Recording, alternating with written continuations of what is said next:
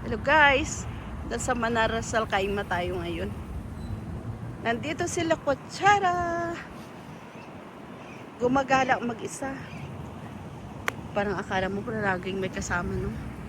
Lagi naman talaga akong nag-iisa. Pero maganda kaya guys, maggala na mag-isa ka. Walang hintayan.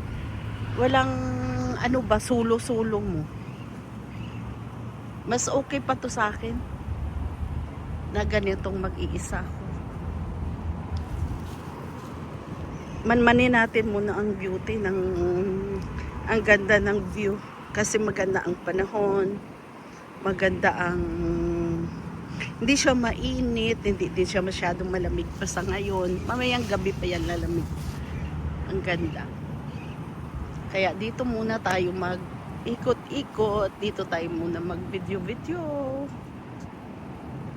Para makita nyo naman yung buong Ras Salcaima. No, Nakil ito. Ang Ras Salcaima na tinatawag nila doon pa yun. Pero kasama na rin yun. Bahala sila. Para hindi naman kasi maintindihan. Hindi ko lang siguro talaga iniintindi guys. Kasi sabi nila Ras Salcaima. Pero pag magsabi ka naman na pupunta ako ng Ras Salcaima, doon naman yun sa kabila. Pag pupunta ka ng Nakil, di siyempre nandoon yung Nakil. Doon sa likod ng mga building na yan, doon yung Nakil. Ito hindi ko alam kung ano to. Basta Ras Salcaima guys.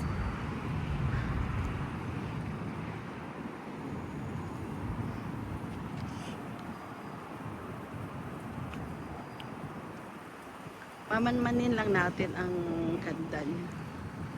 Tapos maglalakad tayo mula dito hanggang doon naman sa baba ng tulay. May tulay yan dyan.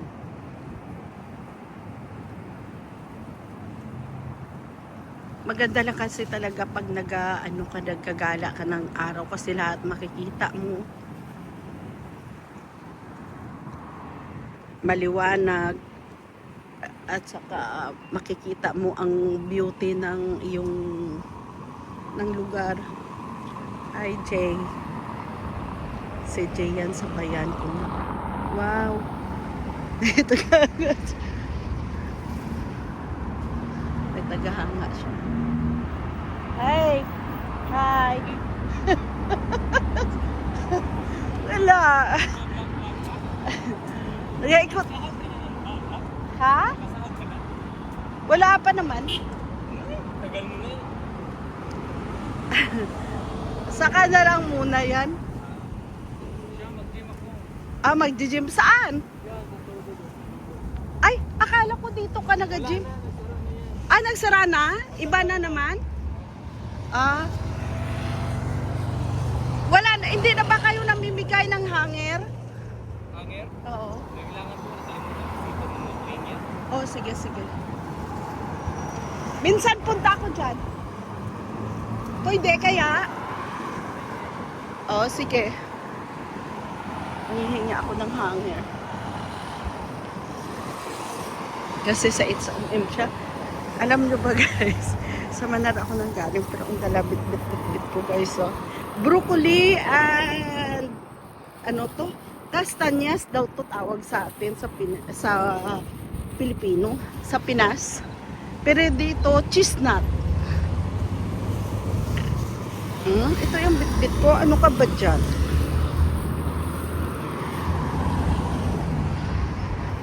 Magdahan-dahan lang tayong maglakad guys para makikita nyo kung ano kaganda ang Ras Salcaima pag-araw.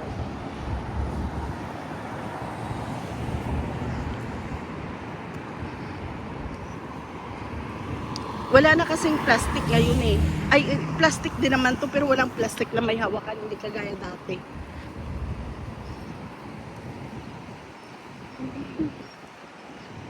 Tatawid tayo.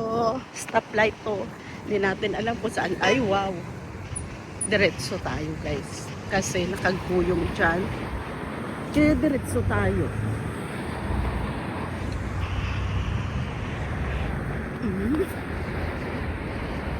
Diretso lang na diretso.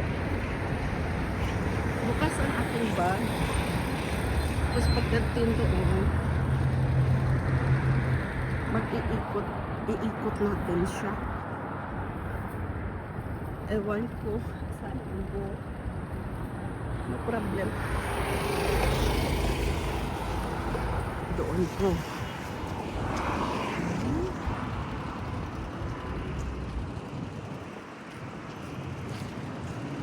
Hindi tayo magtawid guys kasi ang taxi minsan masiga pa kayo sa ano eh, sa ibang sasakyan. Mga siga pa yan. Ikaw pa mag-adjust.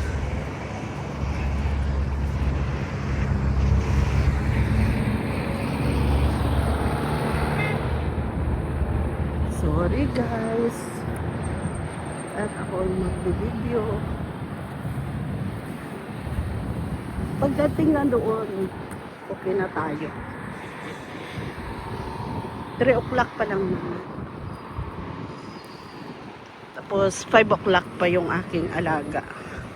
May time pa akong maglakad.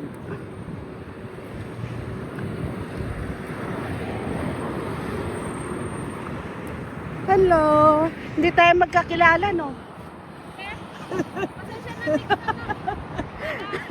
Sige. Hindi kami magkakilala. Hindi nila ako kilala pag nasa labas. Siguro maganda ako pag nasa labas. Katawa. Mga customer ko yan.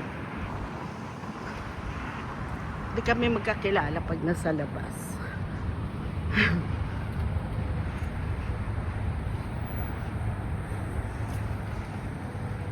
Siguro maganda ako sa labas.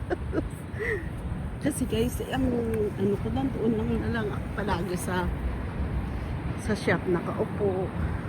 Para ngayon kasi nakalabas ako, siguro iba yung aura ng tao nang nakalabas kaysa lagi lang nandoon.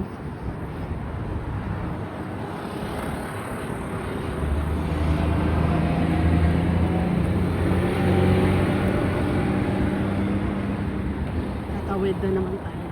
Dalawang tawid eh.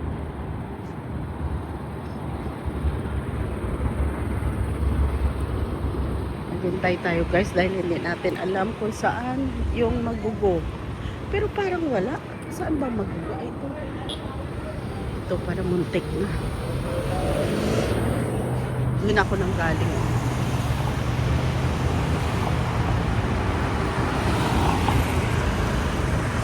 Kunwari guys, may post button. Pero hindi naman yan gumagana.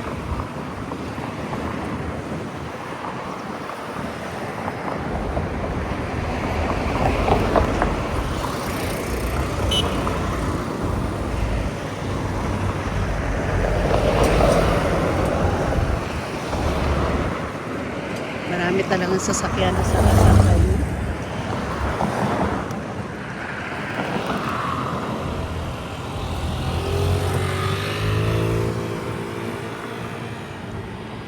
Sana ginaya ko si kuya.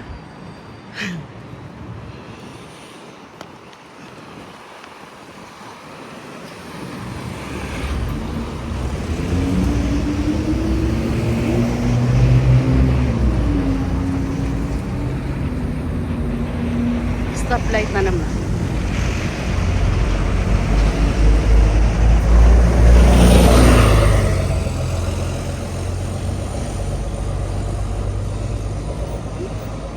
Ang bilis. Ang bilis lang. Nandito na ako guys. Malapit na ako sa bahay namin. Alam nyo ba guys, ang daming ang daming kalapati. Pinibigyan talaga sila yan ng pagkain guys dito. Lalaki.